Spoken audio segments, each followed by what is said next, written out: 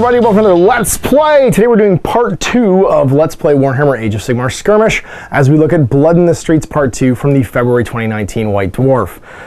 So, what has it added to the game? Well, it's basically added a mini-campaign of 6 missions themed to the realm of Kamon, which is the realm of metal, basically, in the Age of Sigmar universe. And it takes a 150-point warband and progresses them through 6 games, ending in a big sort of like conclusion, throwdown, showdown battle for all the marbles. You earn more renown throughout the course of the game, so if you got 5 perfect wins, you end up with about a 200-point warband.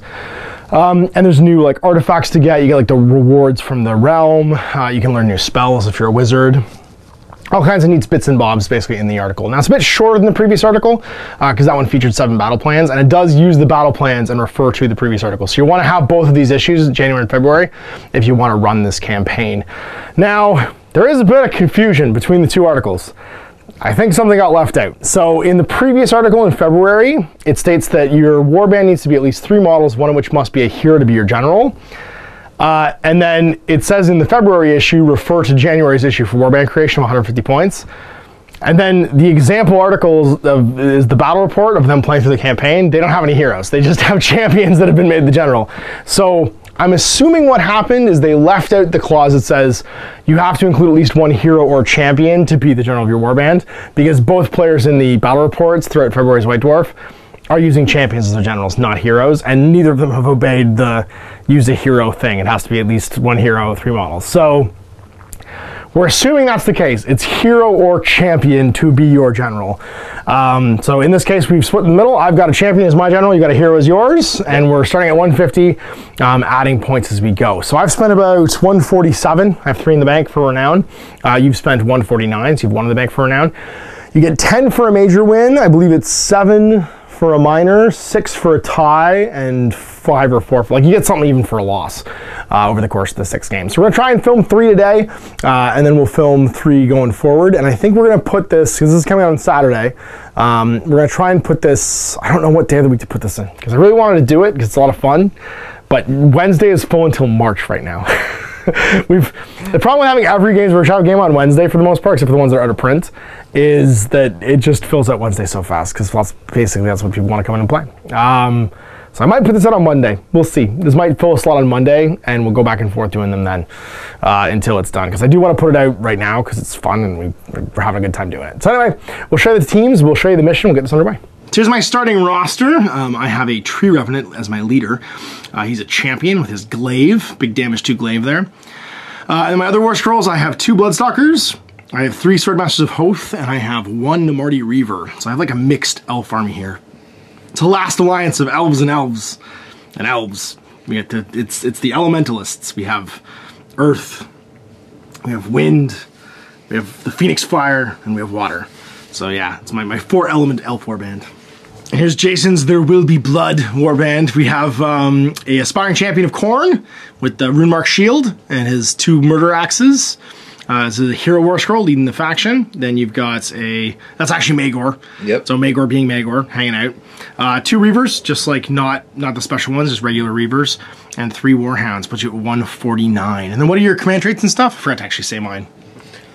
So Ambitious Fighter, so +1 to wound, 1 within 6 inches of a friendly model. Right. And then Armor Bane, so +1 rend on his axe. Nice. So +1 rend and some extra woundy when he's fighting your friends. And then over here for me, I have also taken Ambitious Fighter, +1 to wound within 6 inches of friend. And the Mask of Horror, -1 to hit him in melee. So he's a spooky ghost man, which makes sense. He's very scary. It's a man growing out of a tree, or maybe a tree growing out of a man. I'm not really sure which chicken and egg happened there. And then he's good at fighting. He remembers his martial prowess. So with special rules, there's some neat stuff here. I still have my Heart Seeking for my bows over here. I do mortal wounds. Mr. Spooky Ghost Man there, he gets his 1 free reroll every phase, which is pretty cool. He can reroll a hit roll, wound roll, or save roll with his martial memories, because he can remember being a real elf and not a weird horned ghost elf. Oh, by the way, his name is Kurnos. His name's Kurnos Treeborn. And then my Swordmaster can reroll saves in the shooting phase, which would be totally irrelevant against you because you have no guns. My Reaver can shoot 3 times at 9, and that's really it. That's the exciting stuff for Order. Plus my Allegiance ability is I can reroll failed Battleshock tests in the Battleshock phase, and yours for Chaos is if someone dies, Roll a d6 if they're within 3, and on a 6 they get to pound and fight again. They get extra fighty. So with our warbands picked, it's time to start our skirmish campaign in the Tomb of the Arcallurgists. There's a 25-cent word. So we have to play 6 games in a row. We're starting with Clash at Dawn, and then the final, but Dangerous Hunt, the final game, actually determines who is the winner of the campaign. It's designed for 2 players to play, though, so no more players not in the campaign. And then between battles, you first earn and spend renown, roll on the rewards battle table on page 80, which is the next page over, and you get 10 for a major, 8 for a minor, 7 for a draw, and 6 for a loss. Any that you spend, you can spend immediately, or you can save for later. And then you roll 2d6 on the rewards battle. If you win, you roll 3d6 and pick which one you like. You can get each of these once per campaign. So if you earn these once more than once, you actually discard it. And a lot of them only last for the next game. So Fortuitous Trinket, in the next battle you can reroll a single casting roll, hit roll, run roll, save roll, unbinding roll, blah blah.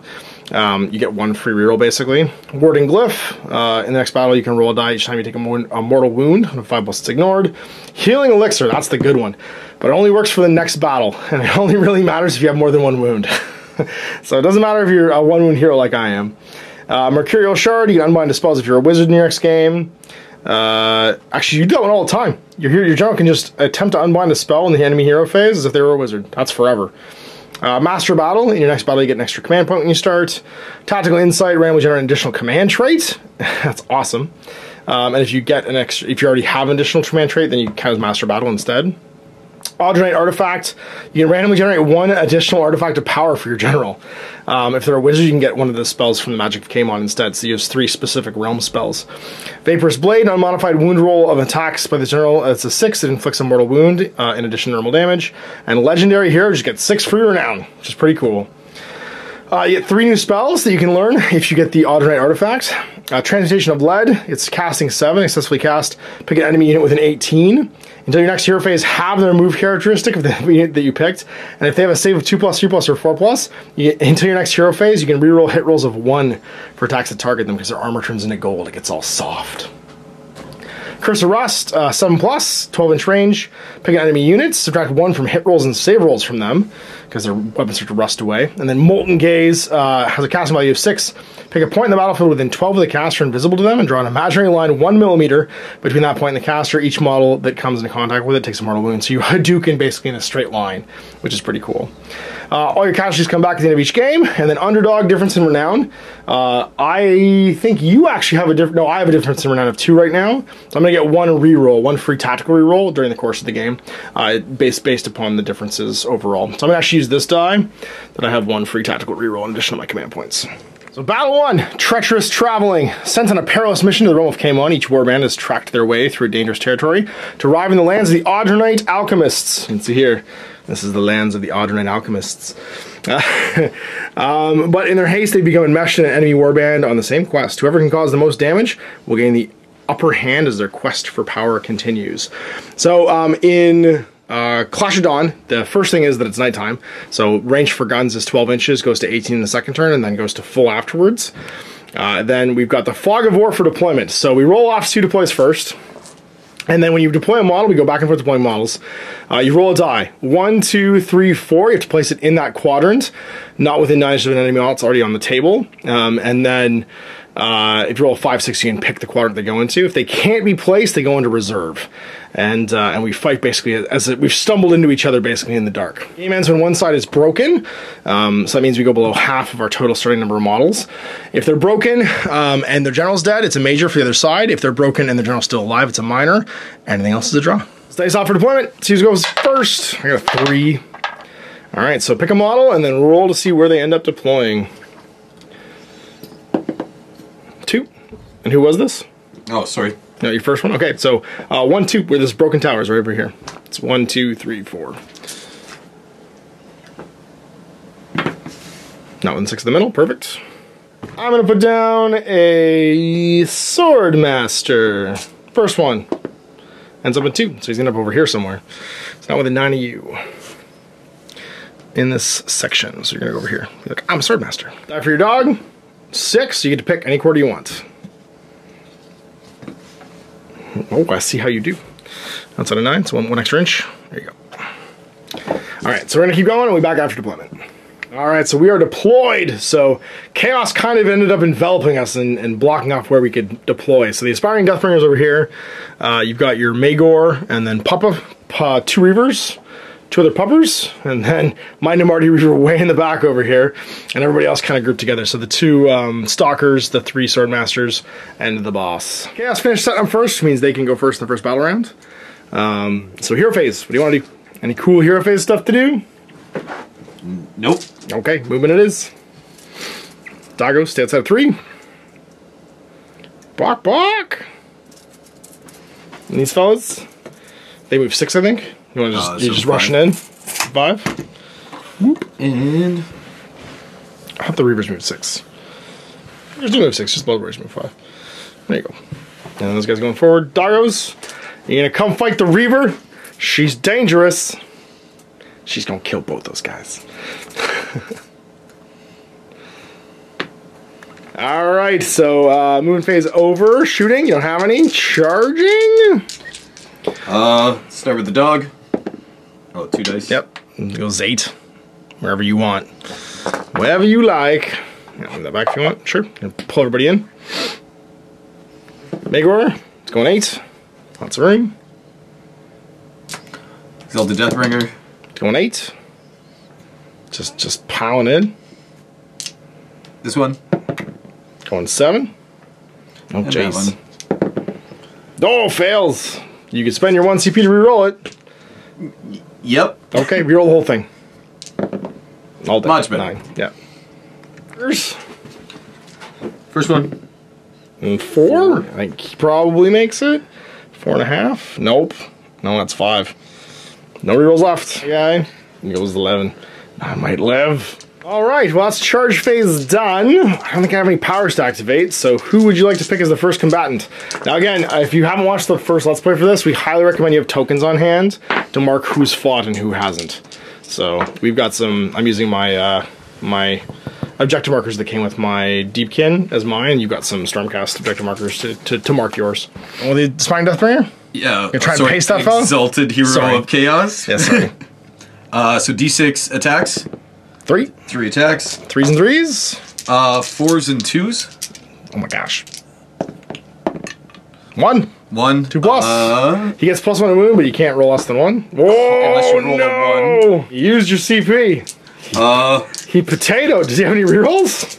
No, but he gets to when he charges, he can pile in an attack 2 times. Second pile in move Is after attacks or immediately after the first set of attacks are complete. Oh, so you probably do it again. D6. Is it a command trait or just an ability? Just an ability. So 5. Going again. 4s. There you go. And then 2s. 4. -2. 1 damage. -2. So I get 6 as my Swordmaster. And I pass 2, but I don't live. He just dies. All right, it's boss man time. He's got 2 attacks with his his Protector Glaive, and I believe no, that's it. That's all I get. 2 attacks, 4s and 3s. 2s because I'm within 6 inches of friend. So 4s. I'll use Martial Prowess to reroll 1 die in the combat phase, and then 2s to wound. 2 wounds, so 2 at -1 on Magor. 5s! No, takes 4 damage. Now he has to do his pile and fight, because when he dies, he gets a special murder attack. Oh, sorry, I need to pile in to do that. I just realized. So he was right there? He was touching this. I need to pile into this fella to be get within 1 shot. I actually have to get within you. Weirdly, the Protector Glaive is not 2-inch range, which I thought it was. So he made his pile and move and then swings. Well, then this way. Well, you're already in range. Yeah, exactly. So you just fight. Go ahead and stab my boss back. Belly attack the Swordmaster and then do your axe into my boss. So 1 attack hitting on 4s. Nope. So 3 attacks into the boss. On 3s and 3s. Uh-oh. Uh-oh. And 1? Any rend? -1. Okay, so I get a 6. Ha! Yeah! He lives! Take it, Magor. Stab you in the face. We got Doggo and 2 Reavers who can still fight. Doggo into her? Yep. Sure. 2 attacks. 3s and nope. Nope. Attacks 4s and 4s. No, So potato. A 1 and a 3. Potato. All right. See how this is going. I think we try and deal with this now. So Nomadi Reaver, she gets 2 attacks for Skinning Blade, Skying Blade or whatever it is. 3s and 4s. So 3s, 1 hit, and then 4s to wounds. Wounds. Make a save, doggo. 6 up. Oh, he's down. Sit. Roll a 6, you might power an attack. That's right. He does not. It's you. Attacked. Yeah. I'm gonna send in a Reaver. Reaver the first. Hits. And wounds. I think you're 4s and 4s. Yep. Bloodsucker gets a 5-up save. She's okay. Okay. Well, this lady's gonna try and murderize him then. She has a Sacrificial Dagger with 2 attacks, 3s and 4s. 3s. Potato. Back. The last one into the one who hasn't attacked. Yeah, makes sense. Oh, sorry, this was the one that attacked. Yeah. Regardless, no. Okay, fair enough. Didn't hit. No. Now then, she'll swing, and she's gonna go after, I guess, the Bark. Yeah, 2 attacks, 3s and 4s. 1 hit, 4s to wound. Doesn't wound. And she's done, and so then these fools pile in. He'll pile in over here. Swordmasters are 3s and 3s. 2 hits, and 1 wound at -1. 5 up. Oh, he laughs. And then the last one piles in, and this is my last model. Piles into here, and then takes a swing as well. 2 hits, 3s again. 1 wound. I'm going to use my once per game reroll. Nope. -1. Oh, so it takes a wound. Okay, takes a wound. So bravery 6 for my battle shock test. I took 1 casualty from a swordmaster. I roll a 7, but I get to reroll it. I still roll a 7, I lose somebody. Oh no. Oh, they're all so good. I guess I lose you. I do have a CP. No, I can't reroll though. Never mind. So yeah, he's gone. And then you got +2? Yeah, on 8. You're fine. Can't fail. All right, time to hero phase it good. I got nothing to do in the hero phase. Movement phase. She's gonna move 7. Just gonna make you chase me, because I can. Head over there. And then I think everybody else is happy. We gotta shoot some dudes now. We're gonna start with her. So she's within 9, so she's gonna switch her bow fire to rapid fire, which means she gets 3 shots, 4s and 4s. 1, 2, 3. Oh my god. She's a murder machine. 1, 2, 3. 3 saves, doggo. Just Yahtzee. Negative. You're not within 3, so you can't make your paladin fight. First Heartseeker, she's gonna fire her arrow into the doggo, because she has to fire someone she's engaged with, so 3s. I think that's a mortal wound. Puppers just go sit, because it's a mortal wound. On a 6, it fights back. It does not. Then we're gonna do the same thing here, into this guy, and hit, and then 3s to wound. 1 at -1.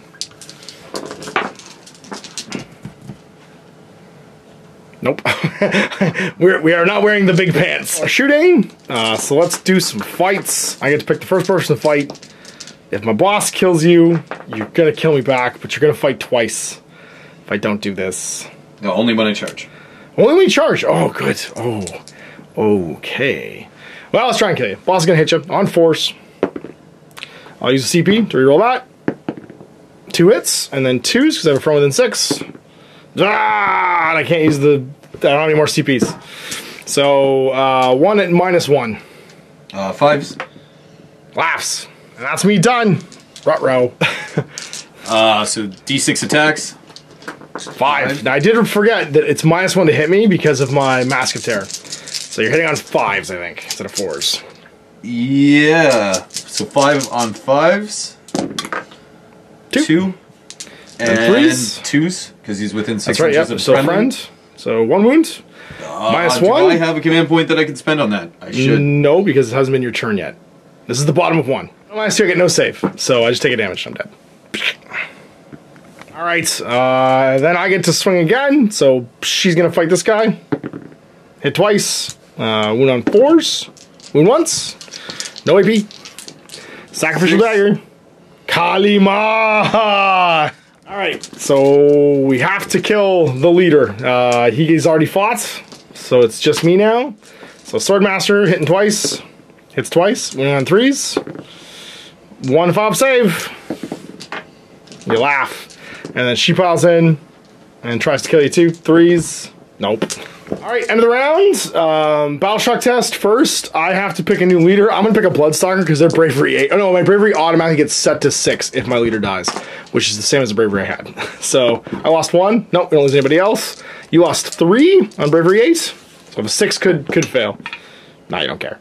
But you are below half now, which means your force breaks at the end of round 1.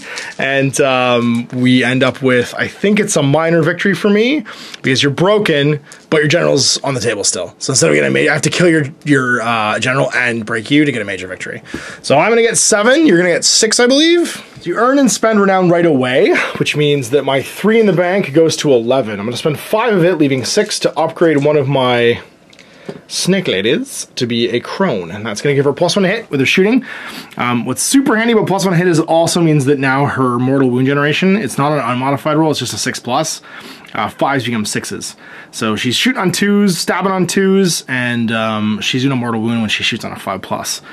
And I'm going to save the extra 6, because if I get a minor win at least, I can hire another body next game, which would be pretty cool. So I jumped to 152 for my renown. And then Jason's going to spend his. He got 6 for the loss. He had 1 in the bank for 7. So your Exalted Champion, Magor, the 2 Reavers, and the Doggos are joined by a 3rd Reaver, because now you have exactly the points basically to hire another one, because there's 7 each. That takes you down to 0, but your grand total is 156, making me still the underdog. It's time to roll on the rewards of battle. So everyone rolls 2d6 in the rewards of battle. I get to roll an extra die and discard to see which one I want. So let's see what I get. I get I get 2 or 7. 2 is a fortuitous trinket, which is a reroll. 7 is master battle. I start with an extra CP. They're almost the same thing, but I'm gonna take.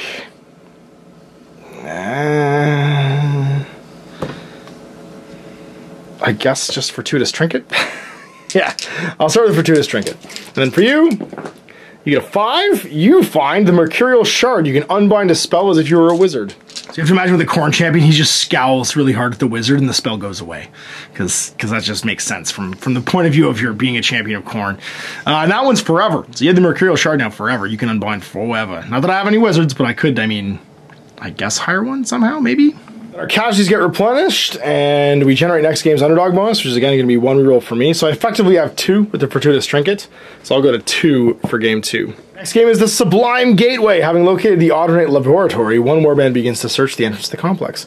Even as they find the opponent warband is hot on their heels, it's to secure the location. So it's hold the center. Then rolling for sides, I'll get +1 to the roll basically because I won the last game. So there we go, end of the game. That was a quick one. When you start 9 inches away, then that's kind of how it's going to be. And there was almost 0 chance of me killing that Aspiring Deathbringer because he's got more wounds than I have damage output on any single one of my models. And he fights again potentially when he dies. And he fights twice on the charge. He is terrifying. I can't believe I actually won that one because I was pretty sure he was just going to pile in and kill half my army.